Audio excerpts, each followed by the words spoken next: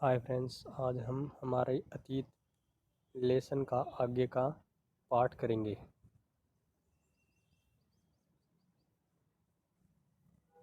सिंधु सरस्वती सभ्यता का नगर नियोजन। इस सभ्यता की सबसे विशेष बात थी यहाँ की विकसित नगर निर्माण योजना। हड़प्पा तथा मोहनजोदड़ो दोनों नगरों के अपने दुर्ग थे, जहाँ शासक वर्ग के परिवार रहते होंगे। प्रत्येक नगर में दुर्ग के बाहर एक उससे निम्न स्तर का शहर था, जहाँ ईंटों के मकानों में नगर के अन्य लोग रहते होंगे। इन नगर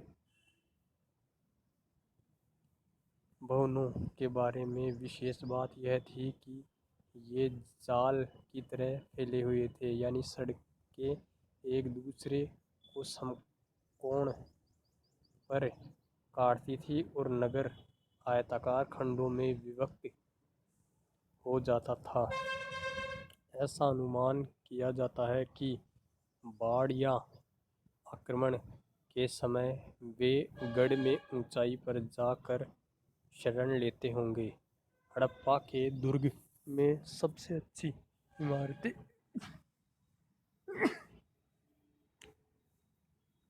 धान्यागारों की थी। ये आयताकार में नदी के पास बनी होती थी। संभवतः नदी के रास्ते से माल नावों से लाया जाता होगा और गोदामों में रखा जाता होगा।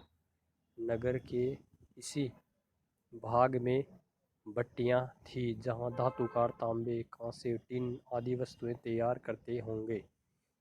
खुदाई में सभा भवन, बाजार, चौक, स्नान कुंड आदि मिले, जो उनकी नगर नियोजन की सुव्यवस्थित योजना की जानकारी देते हैं। भवन।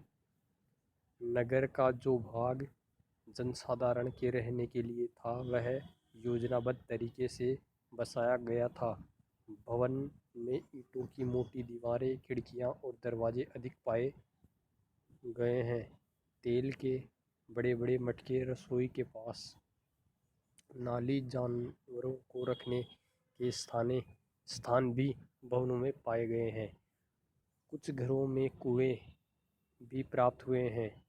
इससे पता चलता है कि घर के भीतर पानी सदैव उपलब्ध रहता था। मकानों में स्नानागार भी मिले हैं। खुदाई से पता चलता है कि इस सभ्यता में 3 सामाजिक वर्ग रहते होंगे। एक शासक वर्ग जो दुर्ग में रहते थे, दूसरे व्यापारी जो शहर के दूसरे भाग में, तीसरे मजदूर वर्ग एवं आसपास के किसान जो अन्न पैदा करते और गाँव में रहते थे। खंडहरों से पता चलता है कि वे भवन अपनी आवश्यकता के अनुरूप बनाते थे। भवन खुले, चौड़े एवं बड़े थे। घर का गंदा पानी निकालने के लिए नाली प्राय जमीन में दबाकर बनाई जाती थी। सिंधु सरस्वती सभ्यता के पुरावशेष। सिंधु सरस्वती सभ्यता के सभी स्थलों की खुदाई में जो वस्तुएं प्राप्त हुई है, उनमें समानता है। उन वस्तुओं से उस समय के नागरिकों के रहन सहन एवं जीवन स्तर का पता चलता है। प्राप्त अवशेषों के आधार पर इस नगर सभ्यता को बहुत अधिक विकसित माना जा सकता है। सिंधु सरस्वती सभ्यता का लुप्त होना। ऐसा माना जाता है कि यह संस्कृति लगभग 1000 वर्ष तक बनी रही होगी। ये नगर कैसे नष्ट हुए, इसके कोई प्रमाण नहीं मिलते हैं, पर शायद बाढ़ या किसी महामारी अथवा प्राकृतिक प्रकोप, भूकंप आदि से ये विकसित नगर समाप्त हो गए होंगे। सिंधु सरस्वती सभ्यता की समकालीन विश्व सभ्यताएं। सिंधु सरस्वती सभ्यता के समान ही विश्व के अन्य देशों में भी इसी प्रकार नदी घाटियों के पास नगरों का विकास हुआ था। उनमें से कुछ नदी घाटी सभ्यताओं को विद्वान हमारी सिंधु सरस्वती सभ्यता के साथ ही विकसित होने वाली सभ्यता मानते हैं। कुछ प्रमुख समकालीन विश्व सभ्यताएं: मिस्र की नील नदी घाटी सभ्यता, अफ्रीका के उत्तर पश्चिम मिस्र, क्षेत्र में नील नदी के दोनों किनारों पर यह सभ्यता फली फूली।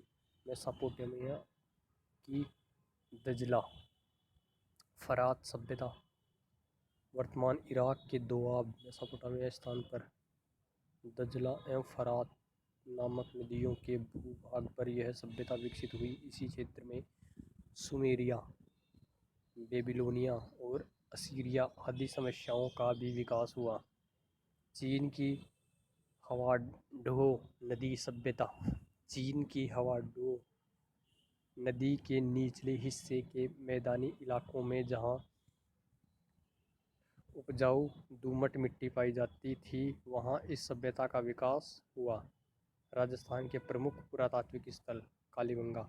राजस्थान के हनुमानगढ़ जिले में कालीबंगा नामक स्थान पर 1961 में 2 टीलों की खुदाई में पूरा ऐतिहासिक काल के अवशेष प्राप्त हुए हैं। वर्तमान घग्गर नदी के किनारे पर स्थित इन टीलों से खुदाई में जो सामग्री प्राप्त है वह हड़प्पा संस्कृति से मिलती जुलती है।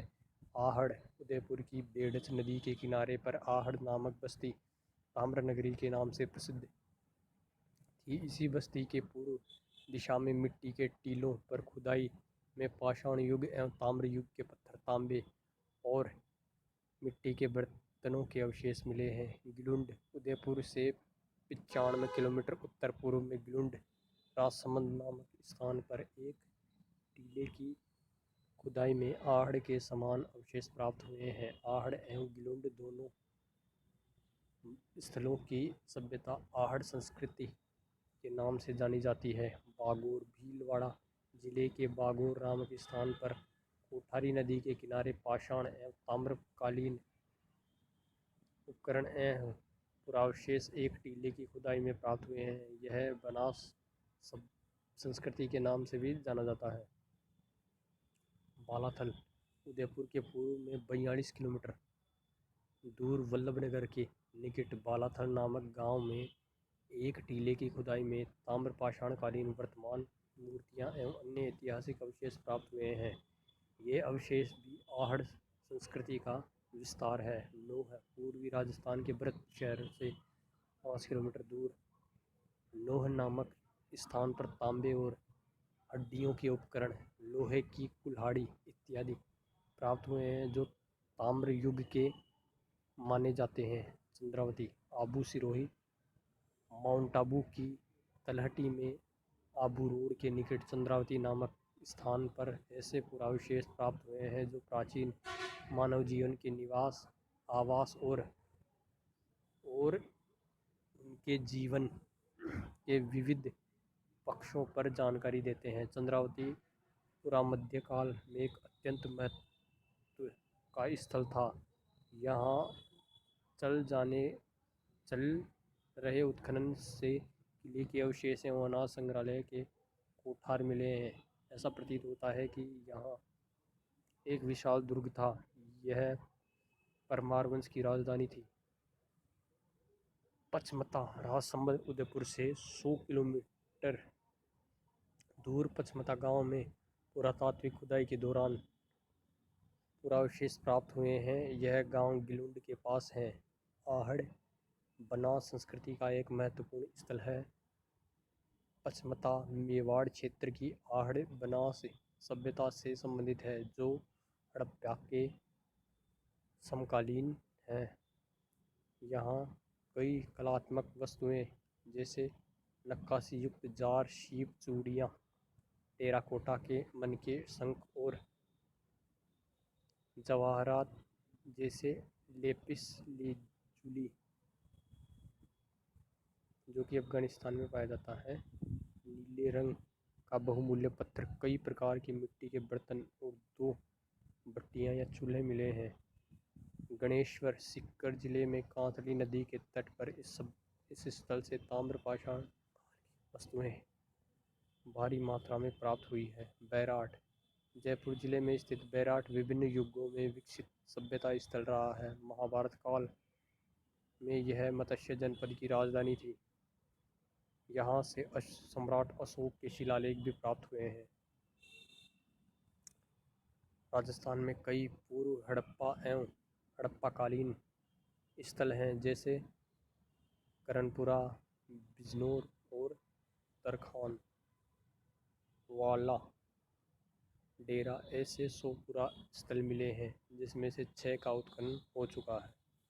धन्यवाद friends, please subscribe this channel.